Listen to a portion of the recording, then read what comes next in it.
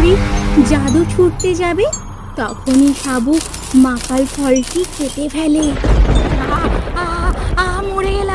মরে গেলাম বজ্জাত ছেলে মেয়ে। কোথায় দেখি, কোথায়? আমি তোদের দেখে নেব। আমার সর্বশরীর জ্বরে যাচ্ছে। বুড়িটি মারা যাওয়ার সাথেই রূপা মাকাল ফলের ভেতর থেকে মুক্তি পেল।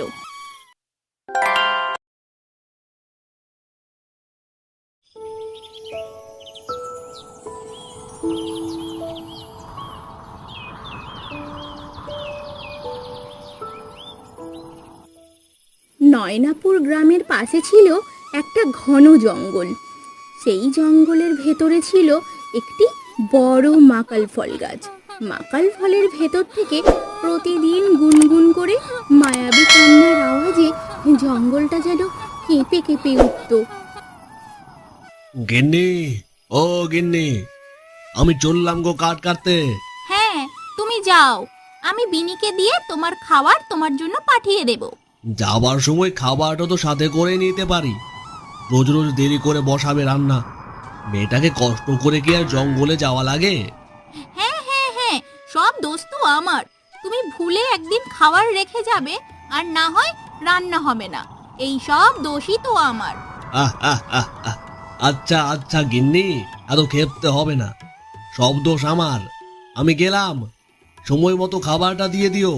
বিনয় জঙ্গলের কাঠ কাটতে চলে যায়। কিছু সময় পরে তার মেয়ে বিনি বাবার জন্য খাবার নিয়ে বের হয় জঙ্গলের উদ্দেশ্যে।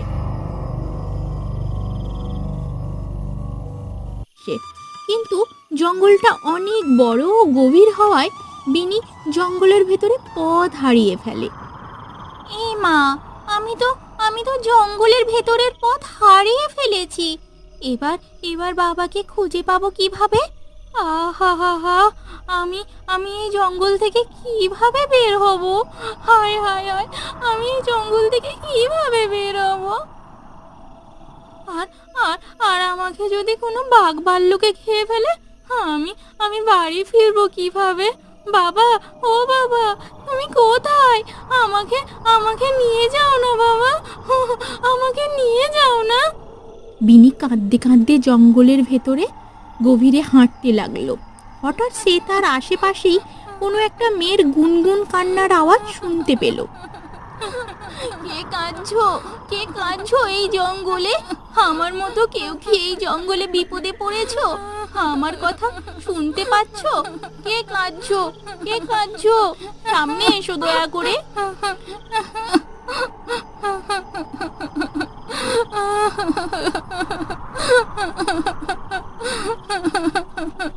না না, আমার আমার খুব ভয় করছে। আমার আর সামনে যাওয়া ঠিক হবে না। আমি বরং বাড়িতে যাই। কাল কাল ভাইকে নিয়ে আবার আসবো। বিনি অনেক কষ্টে পথ চিনে জঙ্গলের ভেতর থেকে বাড়ি ফিরে এলো। তখন প্রায় সন্ধ্যা। মেয়েটাকে সেই সকালে পাঠিয়েছি তোমার জন্য ভাত নিয়ে। ভাত তো নিয়ে যায়নি, তাহলে তাহলে মেয়েটা আমাদের কোথায় গেল?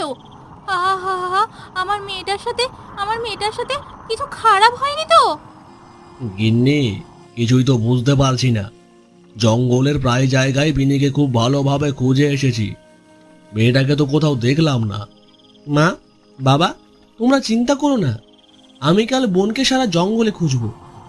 আমাকে আমাকে আর কোথাও খোঁজা লাগবে না। এই দেখো মা বাবা, আমি বাড়ি ফিরে এসেছি। কোথায় কোথায় ছিলিস মা সারাদিন? তোর জন্য সারা দিনটা চিন্তায় চিন্তায় আমরা পাগল হয়ে যাচ্ছি যে। আর বলো না মা, বাবার কাছে যাওয়ার সময় পথ ভুলে গেছিলাম। অন্য পথে গিয়ে জঙ্গলের অনেক ভেতরে চলে গেছিলাম। অনেক কষ্টে জঙ্গলের পথ চিনে বাড়ি ফিরে এসেছি। তোকে জঙ্গলের ভেতরে কত জায়গায় খুঁজলাম, এই জন্যই হয়তো খুঁজে পাইনি। তোকে কাল থেকে আর আমার জন্য খাবার নিয়ে যেতে হবে না। হ্যাঁ বোন, আর যদি নিয়েও যাই তবে দুই ভাই বোন একসাথে যাব। আচ্ছা আচ্ছা, অনেক হয়েছে। মেয়েটা সারাদিন না খাওয়া, কিচ্ছু নেই। মা বিনি, তুই হাত মুখ ধুয়ে আয়, আমি তোর জন্য খাবার নিয়ে আসছি।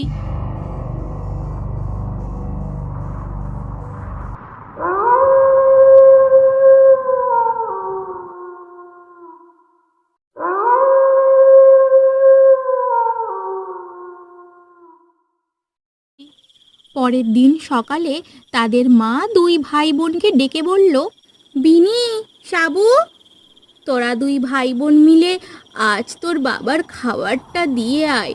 আজকেও দেখ ভুলে খাবারটা রেখে গেছে। মা, বোনকে যেতে হবে না, আমি একাই যাচ্ছি।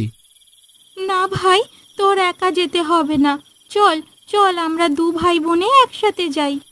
তারা দু ভাই বোন তার বাবার খাবার নিয়ে জঙ্গলের উদ্দেশ্যে বের হলো। যেতে যেতে বিনি তার ভাইকে বলল, ভাই জানিস, কাল যখন জঙ্গলে পথ ভুলে অন্য জায়গায় চলে গিয়েছিলাম, তখন না একটা মেয়ের কান্নার আওয়াজ শুনি। মনে হচ্ছিল মেয়েটার খুব বিপদ। তাহলে তুই তাকে সাহায্য না করে চলে এলি কেন? আমি তো একা ছিলাম, একা একা খুব ভয় লাগছিল, তাই চলে এসেছিলাম। ভেবেছিলাম আজ তোকে নিয়ে যাব। আচ্ছা চল, বাবার খাবারটা আগে দিয়ে তারপরে যাব। দেখি সেখানে কে কাঁদছিলে। তারা দুই ভাই বোন তাদের বাবার খাবার দিয়ে বলল, বাবা, এই তোমার খাবার রেখে দিলাম, খেয়ে নাও। আচ্ছা মা, তোদের আর জঙ্গলে থাকতে হবে না, আমি সময় মতো খেয়ে নেব। তোরা বরং বাড়ি ফিরে যা। তারা দুই ভাই বোন বাড়ি না ফিরে জঙ্গলের সেই রাস্তা দিয়ে সেই জায়গায় গেল। গিয়ে দেখলো একই সুরে সেই কান্নার আওয়াজ তখনও আসছে। ভাই শুনেছিস? দেখ দেখ, কোনো মেয়ে কাঁদছে। হ্যাঁ বোন, তবে কান্নার আওয়াজ তো ওই জায়গা থেকে আসছে। চল তো দেখি সামনে গিয়ে। তারা চারিপাশে ভালোভাবে খুঁজে দেখলো। সামনে একটা মাকাল ফল গাছ, আর সেই গাছ থেকেই কান্নার আওয়াজ আসছে। ভাই, এই দেখ, একটা মাকাল ফল গাছ, বড় বড় ফল এই গাছে, এই গাছ থেকেই তো কান্নার আওয়াজ আসছে। হ্যাঁ বোন, তবে এই গাছে তো অনেক ফল। কোন ফলটি কাঁদছিল এত সময়? আমি কাঁদছি। আমি যে খুব দুঃখী একটা মেয়ে। এই ফলের ভেতর অনেক বছর থেকে বন্দি আছি আমি। আহারে, কিন্তু তুমি মানুষ হয়ে কেন এই ফলের ভেতরে বন্দি আছো? তুমি আমাদের বলো, আমরা তোমাকে মুক্তি করব। তোমাদের দেখা পেয়ে আজ আমার খুব ভাগ্যবান মনে হচ্ছে।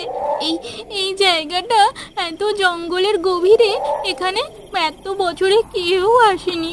আজ মন চাইছে আমিও তোমাদের মতো মুক্তভাবে পৃথিবী ঘুরি। হ্যাঁ, নিশ্চয়ই ঘুরবে তুমি। বলো, আমরা তোমাকে কিভাবে মুক্ত করব? কিভাবে বন্দি হলে তুমি এখানে? সে অনেক কথা। ঘরে আমার সৎ মা ছিল, একটা সৎ বোনও ছিল। মা তার মেয়েকে খুব ভালোবাসতো, আর এদিকে সারাদিন গাধার খাটুনি খেটেও আমার কপালে মারি জুটতো। একদিন পুকুর পাড়ে কাপড় ধুতে গিয়ে ঘুমিয়ে পড়ি। মা, ও মা, আমার খুব ক্ষুধা লেগেছে, আমাকে খেতে দাও। ওই হারামজাদাটি অপয়া এখনো কি করছে পুকুর পাড়ে? পুকুরে কাপড় ধুতে গেছে। তুই দাঁড়া, আমি দেখে আসি পুকুর পাড়ে কি করছে।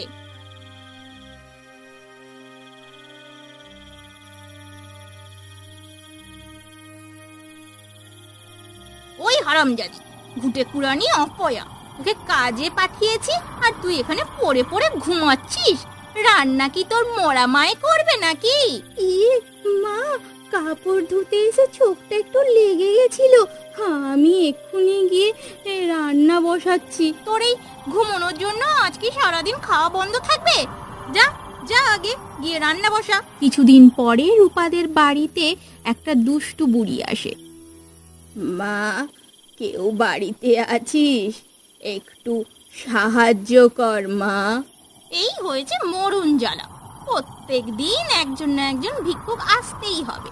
রূপা, এই রূপা, এই মুখ করে এই ভিক্ষুককে কিছু দিয়ে বিদায় কর আগে। এই নে মা, সোনার মুদ্রাটি রেখে দে। আমি কারো কাছ থেকে কিছু বিনামূল্যে নিই না। সোনার মুদ্রা? ওই ওই দেখি দেখি। ওমা বুড়ি, তুমি তো কিছুই নিলে না, তার বিনিময়ে এত কিছু দাও? বলো তুমি কি চাও আমি তাই দেব, বিনিময়ে তুমি আমাকে অনেক টাকা পয়সা সোনা দান করে দাও।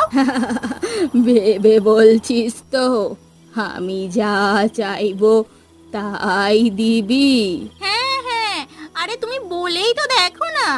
তবে তবে তোর এই মেয়েটাকে দে, বিনিময়ে তোকে ধনী করে দেব। তাহলে তাহলে নিয়ে যাও নিয়ে যাও, এমনিতেও কোনো কাজে লাগে না এই মেয়ে।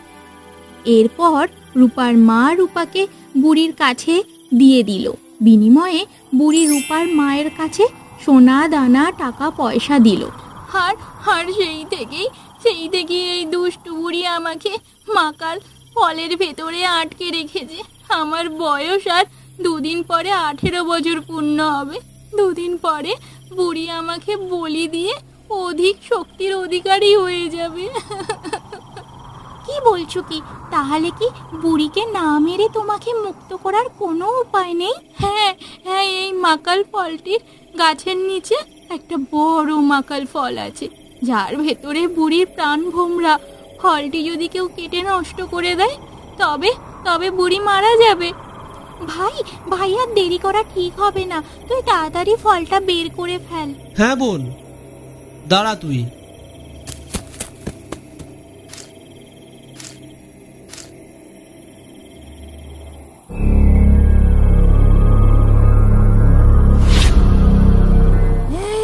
এই তোরা কারা? তোদের এত বড় সাহস, তোরা আমার প্রাণ ভোমরাতে হাত দিয়েছিস? তোরা কারা? ভাই তাড়াতাড়ি কর, ফলটা নষ্ট কর ভাই। বুড়ি জাদু ছুটতে যাবে, তখনই সাবু মাকাল ফলটি কেটে ফেলে। মরে গেলাম বজ্জাত ছেলে মেয়ে। কোথায় আমি তোদের দেখে নেব। আমার সর্বশরীর জ্বলে যাচ্ছে। বুড়িটি মরে যাওয়ার সাথেই রূপা মাকাল ফলের ভেতর থেকে মুক্তি পেল। তোমাদের অনেক ধন্যবাদ, তোমাদের ঋণ আমি কোনো দিন শোধ করতে পারবো না। তোমায় ঋণ শোধ করতে হবে না, আজ থেকে তুমি আমার সাথে থাকবে। তুমি আমাদের আর একটা বোন, তাই না বল ভাই? হ্যাঁ বোন, চল এবার আমরা বাড়ি ফিরি।